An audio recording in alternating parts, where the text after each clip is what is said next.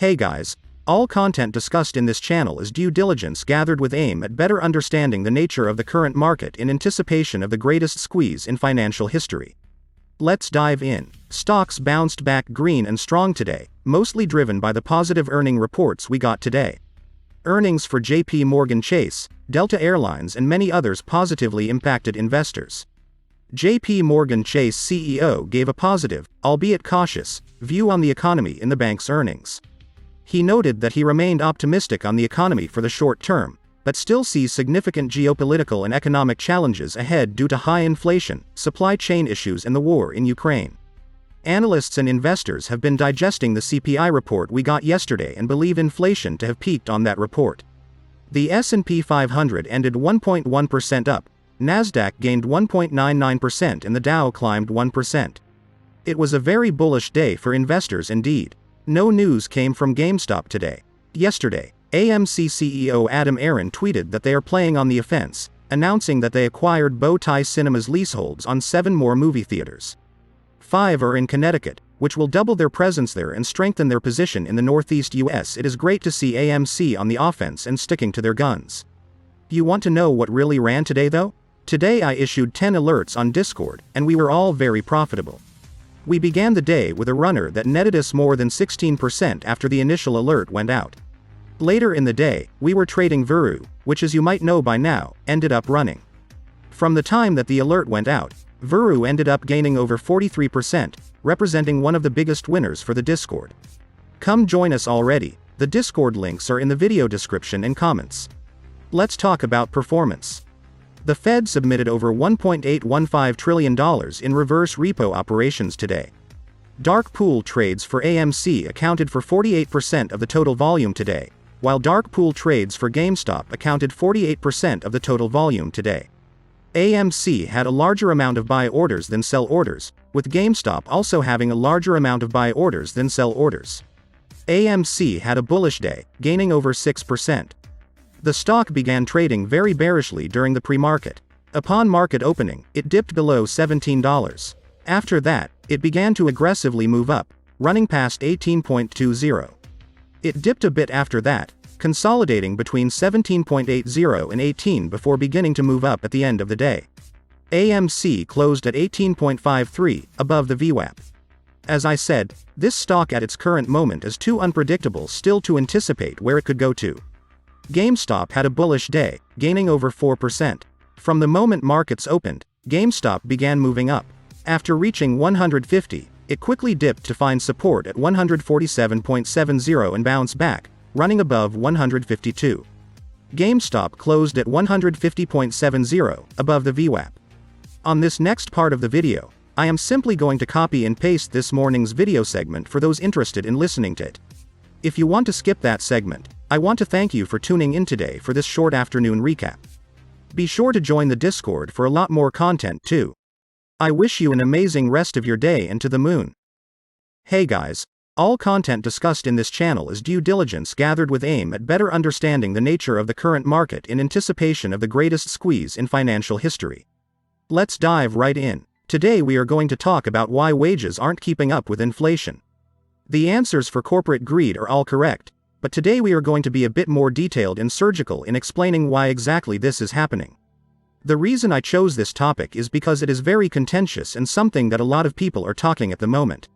Inflation ran 8.5% as of last month in March, but nominal wages grew only 5.6%, which actually represents a decline in inflation-adjusted wages of 2.7%.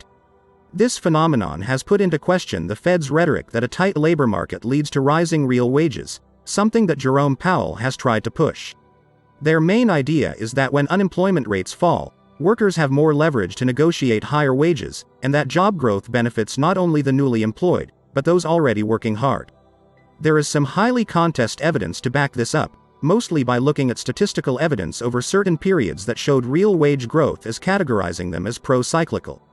This evidence has more holes than a brazier's bathroom though. First, the biggest piece of evidence for this belief actually reverts back to comparing wage growth in the 1990s. Wage increases had more to do with productivity growth rather than strong demand. The reality is that labor markets aren't perfectly competitive as the Fed wants it to seem, and workers aren't being compensated based on what they produce, something that can easily be illustrated because modern work's output has risen over the decades but wages have remained flat. Lower unemployment rates have the effect of strengthening the bargaining power of workers to demand higher compensation, but this same strong demand also increases the pricing power of businesses. With so much demand, businesses can charge higher prices. The thing that is put into question here, and where most of the conflict happens, is in the question, what goes up more, the bargaining power of workers or the pricing power of businesses? Evidence collected by economists clearly answered this question recently. The odds are on the side of businesses' ability to mark up prices over costs. A hot economy is good because it brings workers in, but it also has the effect of actually reducing the pay workers get in relation to that increase in power. Businesses have found it possible to maintain wages relatively low in a booming economy, except for the C-suits on top of course, while rising prices, which leads to the sort of inflation and instability we are seeing. I am not saying the problems with current inflation are all wage-based, but the volatility of it certainly has something to do with it. Now that we have a good understanding of what is happening, let's expand on the key reasons wages are not growing in particular to everything else like high profits for businesses. It is scary to think that in the 1960s, people could buy a house for less than 25% their take-home pay while owning multiple cars and putting kids through college. The American dream, however, is not dead, as it is actually continuing to worsen into a nightmare. Income inequality continues to grow rapidly and the only one benefiting here is the stock market. A big reason for this is that companies have elected to start sitting on cash without raising wages. Companies simply do not see employees as an investment anymore, unlike 50 years ago or so. Money is simply generated to appease and enrich shareholders, with little to no care about employees. A reason economists use to explain this is called the sticky wage effect. The theory goes like this. Management hates raising wages because once they do, it is hard to drive those wages back down, and in the inevitable time period when the next recession comes or a period where business slows down, they are stuck with a high cost of labor. This is actually a really good explanation because it actually can be easily proven. Recent articles have shown companies are increasing bonuses and benefits, but wages are still remaining flat. A company will be willing to pay $25,000 as a bonus to a diesel electrician but would fight all the way to the courts to raise the base pay by just a couple of hours. Business practices have become quite draconian over the recent years too. Now, through algorithms and tracking software, they measure wage growth for employees while simultaneously measuring performance. If performance isn't continually improving, they start documenting it to use it as grounds for firing the employee. The flaw with this is that one can only ever be so fast, so diligent before it becomes impossible. Companies know this, but have implemented this system because they want to fire employees that stay too long in order to replace them with cheaper labor. As a result of some of these changes by corporate, workers have begun to really struggle. In the year 2018, over 40% of Americans had trouble paying for food, medical care, housing and utilities.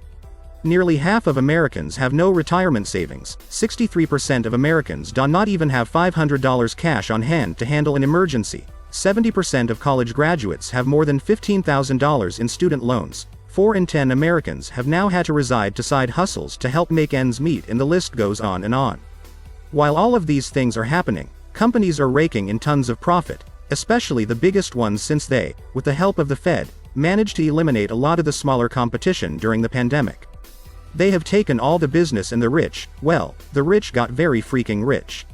Now that we have some of this info, let's move on to the last segment of the video, which will have us take a look and review at wages in the year 2021 so that we can make an informed decision about what is likely to happen for the remainder of this year.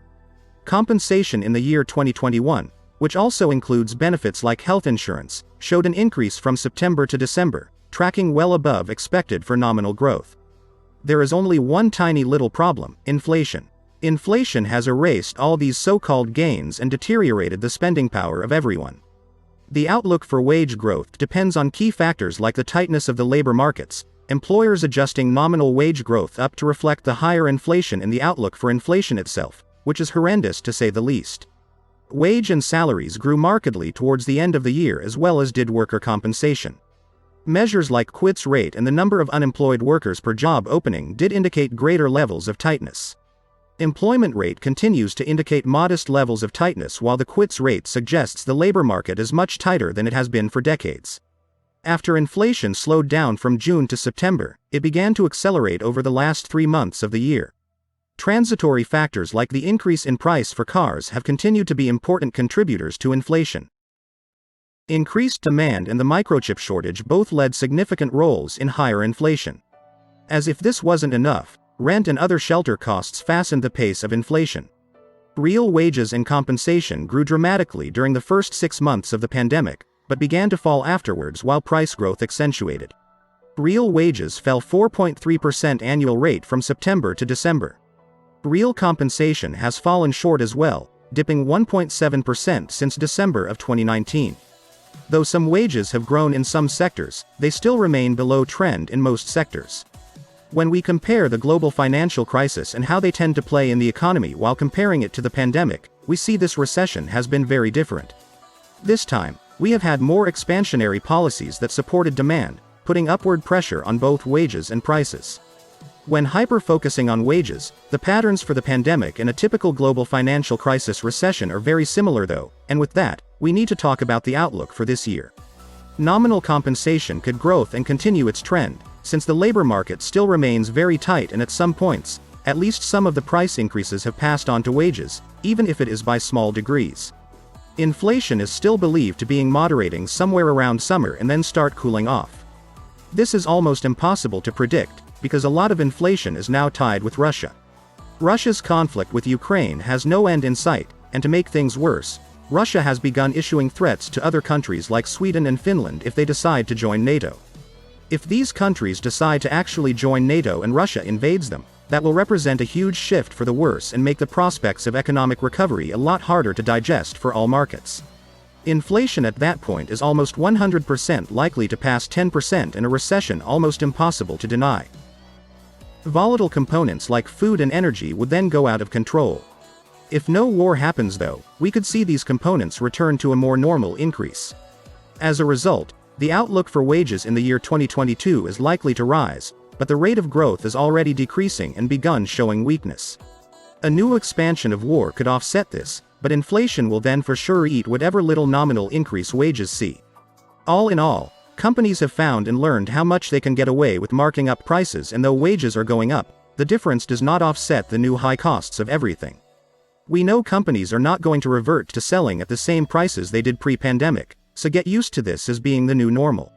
Inflation is here to stay as well for the year, so make peace with the 50-cent raise your boss gave you and hope for the best, because right now, you and everyone else is getting slowly squeezed out of purchasing power in America. I hope this video was informative and helpful. I know we covered a lot of material today, but I am super happy I did this one. A lot of talk about inflation and high costs for living are running rampant everywhere. Though the outlook of the situation isn't good, remember that this is not the end and that we will find a way to survive. Stay strong, stay positive and find motivation. Let me know what you think in the comments below, and that is all I have for you guys. Thank you for making it to the end of the video if you are still here. Be sure to come on over and join the Discord for an even more engaging experience with fellow investors. We have tons of things there, from conversations about GameStop and AMC to day trading alerts, so give it a try. Links will be down in the video description. Thank you again for being a part of this channel. I will continue striving for better content. Enjoy the rest of your day, keep on buying the dip and to the moon.